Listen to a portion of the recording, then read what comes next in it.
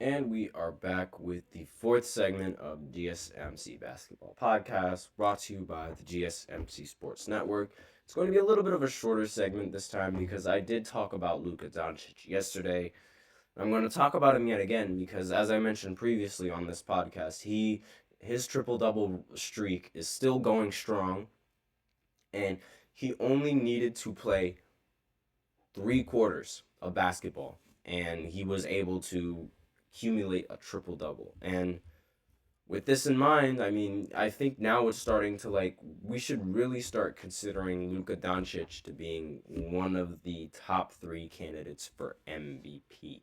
Now, it's going to be really difficult seeing as how the players in the top 4 that are above him have clear cut the better record, like the better team record than Luka Doncic. And that's always infuriating for Luka because and his fans because everybody sort of knows and everybody feels like Luka Doncic is just the better player because he's able to do more with less.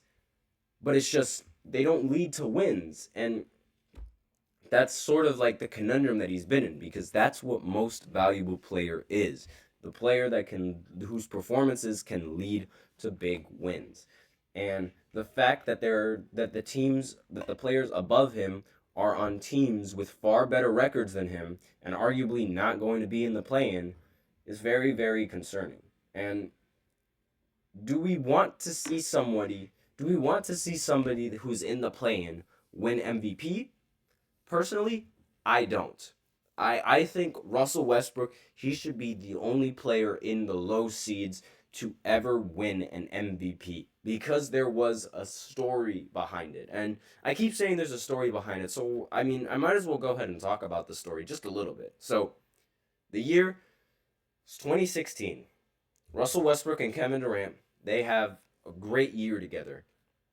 And they're not the only great team who ended up going to the playoffs. There was the Spurs, and there was also the Golden State Warriors. Now, the Spurs ended up losing.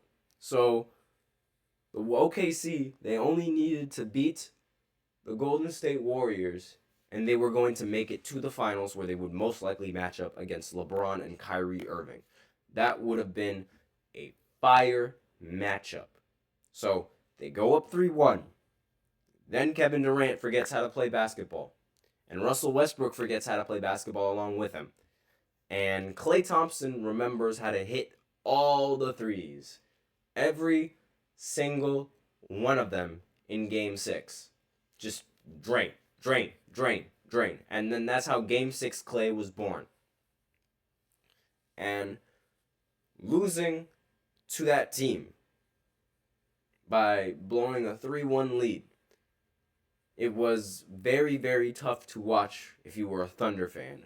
But everybody thought, it's okay, we'll run it back again. However, when they ran it back again, Kevin Durant, for some reason, he was tired of being second place. He was tired of always losing, and he wanted out. And the team that he decided to go to was the team that ended up beating him. Now, for some reason, Kevin Durant immediately regretted this decision, telling his agent, "Why did you let me do this?" There's an article about it. You can read all about it. But he regretted that move the second he signed because he realized all the criticism that was coming from him, that was coming from a bunch of fans in joining that team. Because let's face it, that is the softest move in NBA history, in sports history, period. And a lot of people, they blame LeBron for that. A lot of people blame LeBron for that because they're like, oh, LeBron left to go join Miami first, and LeBron wanted to win first. Oh, so he started the super teams. It is not the same thing. LeBron did not join the Boston Celtics. He joined the Miami Heat. He formed a new team to beat that team. He didn't join the team that constantly kept beating him so he could win. That's not what happened. Completely different scenario. And no one would have been mad if Kevin Durant left to a different team. No one would have been mad about that. It's just the team that he left to, the fact that that team won 73 games The season before, he joined that team. And that's the team that beat him. That's why everybody was upset at him. Now, with all of that commotion, it left Russell Westbrook alone. And when Russell Westbrook was alone, nobody really expected the Thunder to do really anything productive. I mean, like, they expected Russ to have a great season, but they didn't expect him to do what he did. And that was become the first player to average a triple-double in the season since Oscar Robertson. And being the first player to average a triple-double, it makes sense because, again, he was expected to literally do everything. And he was doing everything. So with that story, and not only that, when I watched him in 2016, he was a beast in the fourth quarter. He was making pull-up after pull-up after pull-up after clutch shot. Any type of important shot that you could think of, he was making in that fourth quarter. However, he was also a little bit of a ball hog in the fourth quarter. But no one really talked about it that much, and nobody really cared because, like, him being the best player on one of the bad teams, it was like, of course he's going to hog the ball in the fourth quarter. What do you expect him to do? He has no help. And it makes sense when you think of it like that. However, when you think of it now, that tendency, like, he still somewhat has that tendency of not passing in the fourth quarter, and I don't know why. That's just me, though. Like, I mean, I don't want to hate on Russ, and I don't want to talk down on Russ because, we are talking good about him and his MVP season and the fact that he was the only player to do that. And the fact that he's done it consecutively, like, for 4 years in a row, almost, not 4 years in a row. He did it for 3 years in a row, pardon me. And then he had a little break on Houston, and then he went and did it again for the Washington Wizards. And with that in mind, like, that was sort of that story in that 2017 season of Russell Westbrook being, like, the only player on that team. That was sort of the driving force, along with the triple-doubles that he averaged, to being the MVP favorite. The other MVP favorite that year was James Harden, who averaged, I believe it was 29 and 11. He led the Houston Rockets to one of the top seeds in the entire Western Conference. And if we're going to go by tradition, he should have won the MVP that year.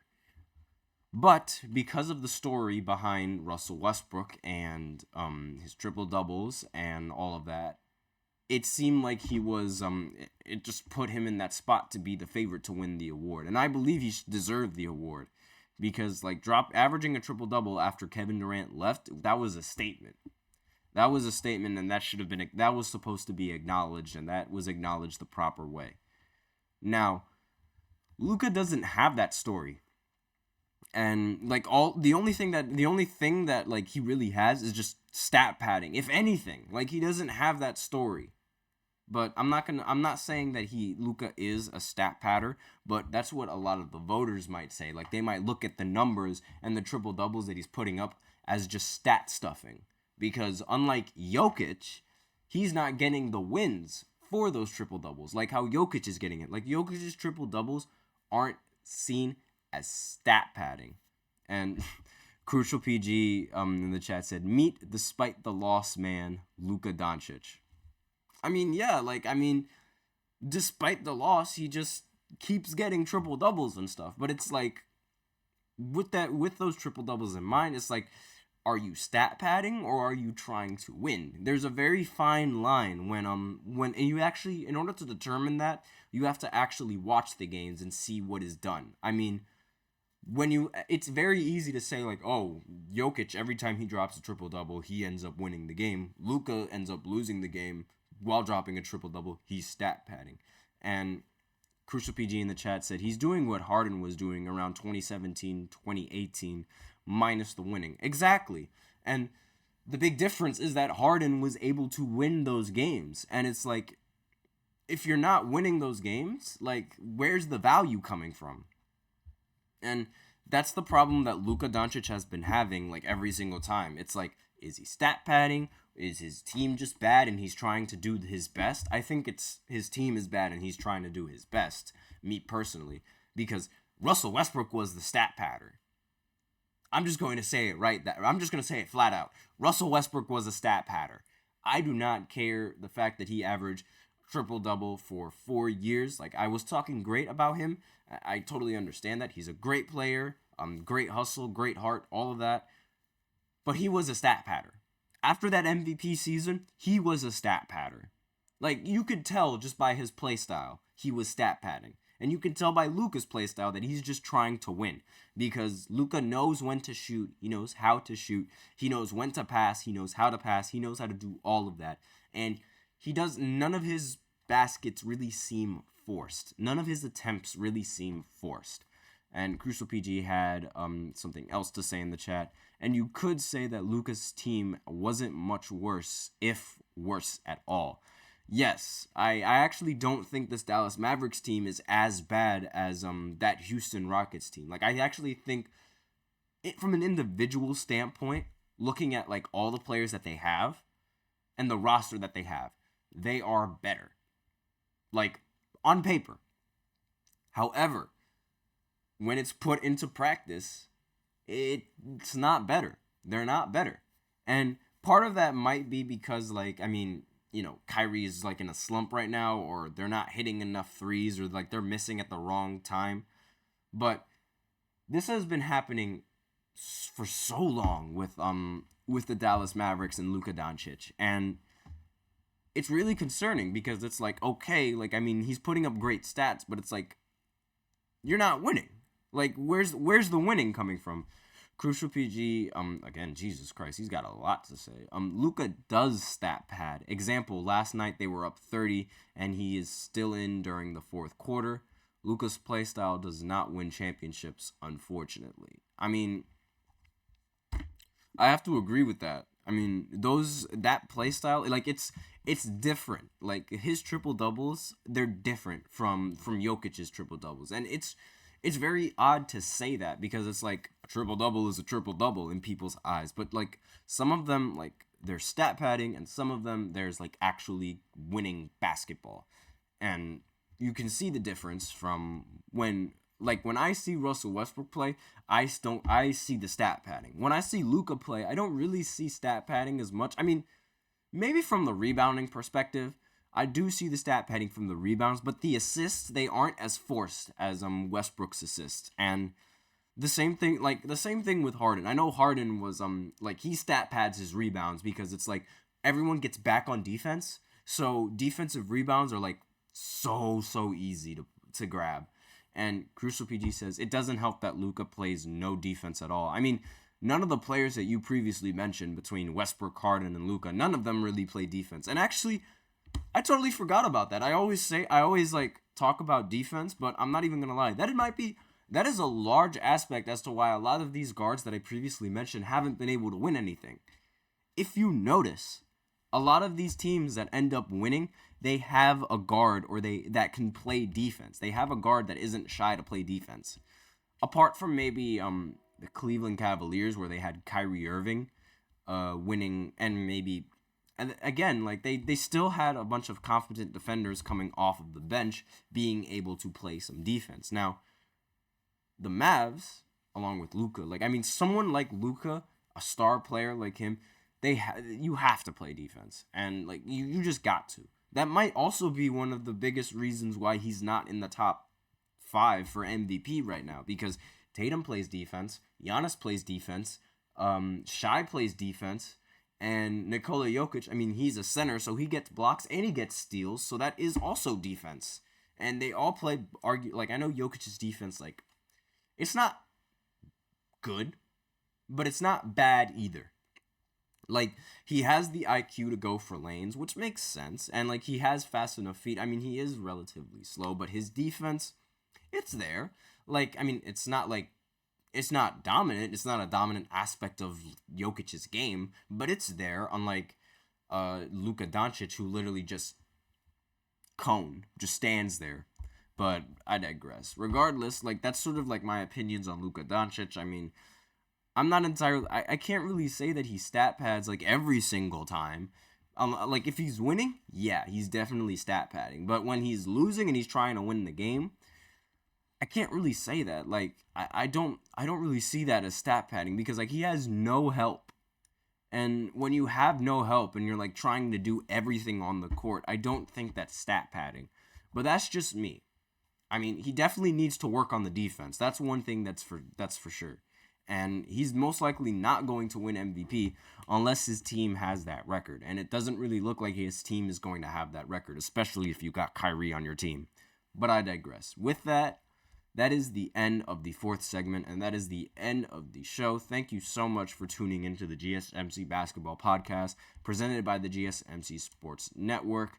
Your support means a lot to us, so please remember to subscribe to the show, leave a positive review. Really does make a difference. We also invite you to follow us on Facebook, Twitter, TikTok, and Instagram for more content and updates. Thank you all once again, and as I like to remind everybody, please remember to use the link in the description below, or to use the link that is displayed below the ticker on every sports segment.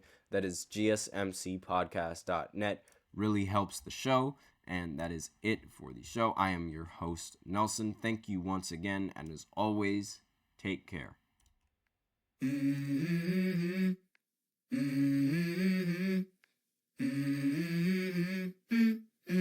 Let's go.